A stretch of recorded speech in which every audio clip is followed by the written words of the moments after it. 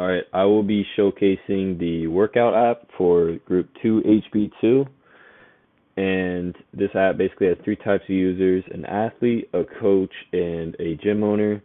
And each of these have different functionalities like managing events, teams, and ratings. So I'm just going to start off by registering a new coach. And we'll just call him John Doe, I guess, and John7 at iastate.edu. Password, I'll just do something basic like password123. And we'll press coach and register, and you'll see it shows up there in the database. And so since it's there now, we can log in with them. iastate.edu and the password that we did,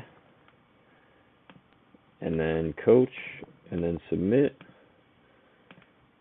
And so on the home screen, it'll show up with the upcoming workouts. Obviously, it's blank right now since we just created this coach.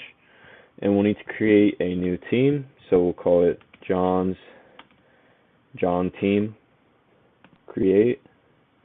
And you'll see it pops up there. It pops up in the database once we refresh right there. And so if we click on him, members and workouts are going to be blank, obviously. So let's add some workouts. We'll do leg day. And let's go like 12/21/21 as a date. And then time we can do 10:02 a.m. and we'll add that, and you can see it pops up there. And so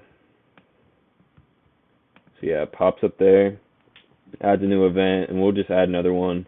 We'll do push day, and then we can do like 12:07/21. Enter a time, we can do 10, and let's say they're having a late night workout like 10 p.m.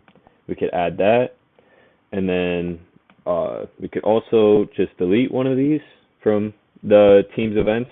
So if we press delete, it's right there, and I'm just going to add one just so it looks better later on. So 12/10/21 9:02 or 9:01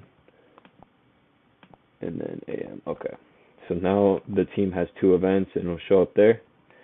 And we could also add members and delete members. So let's just add some random athletes. So we have Jacob right here, and if I just enter his email, jacob@iastate.edu, it'll show up with Jacob, his username right there.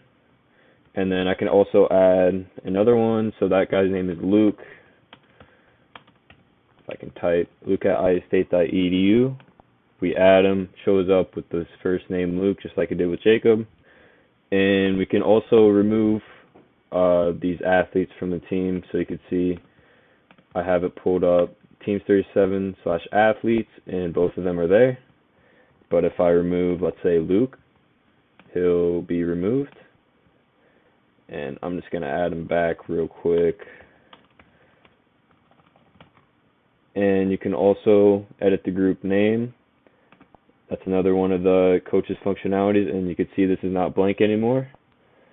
It has the members and workouts, and the home screen now has the workouts. So next, I'll show off the gym owner's functionality. So if we log back in, I already have a gym owner under this account. And gym owner. And this is the gym ID of this specific gym owner. It pops up with the weather, just like the other screen. And within the gym owner, you can manage all the teams within the gym. So say we want to click on Angelo's team. That didn't load right. My computer's being slow. So the members, it has one member, and it's Angelo Athlete, and just has one workout. You can delete this team from the gym owner's perspective. And the other functionality that a gym owner has is managing the gym's event.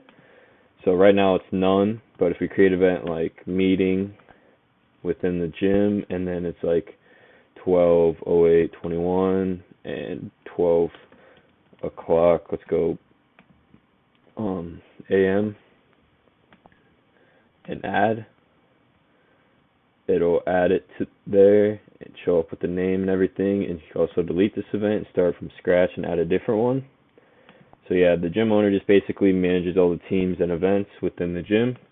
And then lastly, I'll show you all of the athletes functionalities. So I'll just log in as one of these athletes. So just log in as Luke at istate.edu, password 123, athlete. And you can see it shows up with the workouts of the team that he's a part of.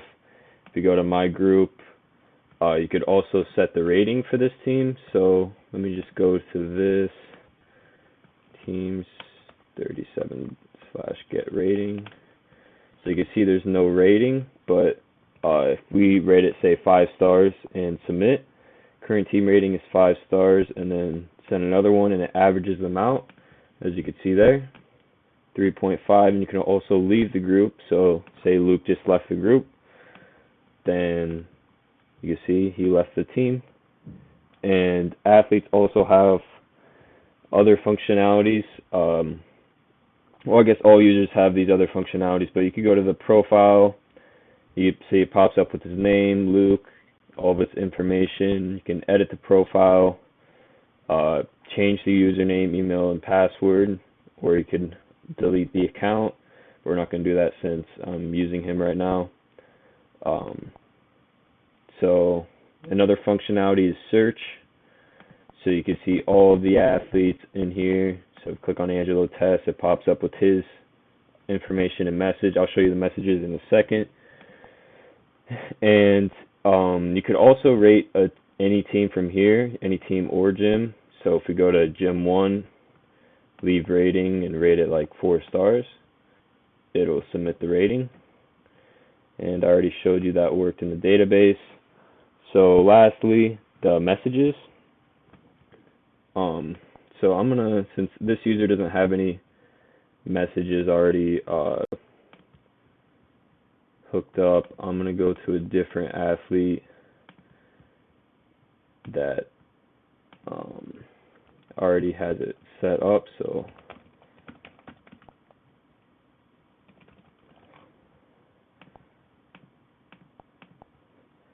if we go to messages, you can see the red indicates none of these users are online, but say one of them did go online. So I'm going to go to my WebSocket and I'm going to connect from calling, and you can see it goes green right away, meaning he's online. If I click on that conversation, I was testing with this earlier, so there's already messages in there.